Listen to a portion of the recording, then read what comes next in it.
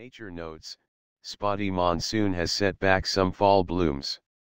A female tarantula returns to her burrow above the pond at the Arboretum last September. With the advent of fall, tarantulas will be more visible as the males leave the safety of their own burrows and wander in search of females. Happy fall! Sunflowers are up. Late summer grasses are waist high in places like the wonderful Weatherford Trail, and, of course, local tarantulas are on the move. It's been an interesting year for seeing how local plants respond to the series of unusual storms making up this year to date. There was an extraordinary show of flowers through the spring and early summer, with locoweed being particularly prolific everywhere. By contrast, the monsoon-adapted crowd has responded more tentatively in response to the very intermittent rains we had this season. My standard barometer of summer monsoons and plant production is the dayflower patch in my backyard. It emerged slowly, blooming little. Stems are still developing their birdbills from which their daily flowers emerge.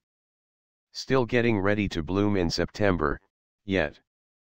The annual monsoon-loving little mully, a roadside and trailside favorite grass, is very small where I've encountered it. Like it just hasn't had a long enough run of steady rain to grow a foot tall. A plus is that there seems to be very few southwestern cosmos, which has the pretty, delicate flower and ratty seeds.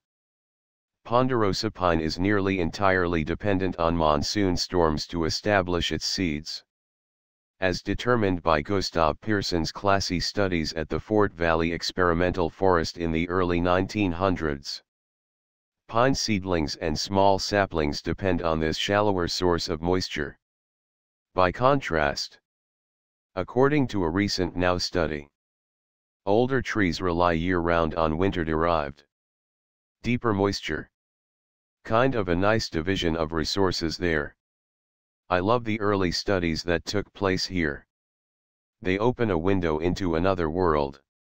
In 1901, John Leyberg and associates from the United States Geological Survey studied the condition of the forests and range of the San Francisco peaks. With their findings, they made the mountain come alive ecologically. They described the different zones of vegetation, much like C. Hart Merriam did in 1889. But Leyberg et al. Described the zones in great detail. They gave the mountain's condition a poor grade, due to overlogging and overgrazing, with the latter also occurring in the inner basin. Entire tracts of ponderosa pine forests were clear-cut.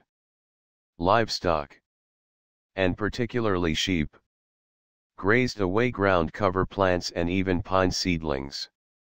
This latter helped reduce pine establishment initially, but then, ironically, contributed to the massive recruitment of pines in 1919, which Pearson's study would describe when seed crops and lots of early summer rain converged in a landscape devoid of competing grasses and flowers. Leyberg et al. Described the role of fire in the peaks, recognizing the importance of lightning in starting most of them. There was evidence of fire throughout the mountain and surrounding forests. However, the most extensive fires occurred not in the ponderosa pine forests, but in the higher elevation, mixed conifer and subalpine forests. This fits well with the idea that fires in pine forests were so frequent as to be rather low impact, relatively cool, fast-moving ground fires that removed flammable debris and seedlings from around the relatively fire-tolerant ponderosa pine.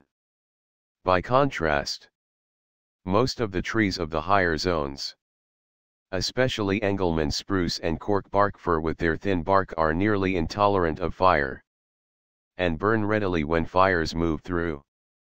Recent studies by the Ecological Restoration Institute, NOW, and others have shown, with tree ring measures, that there were many large fires on the mountain into the late 1800s, including the inner basin.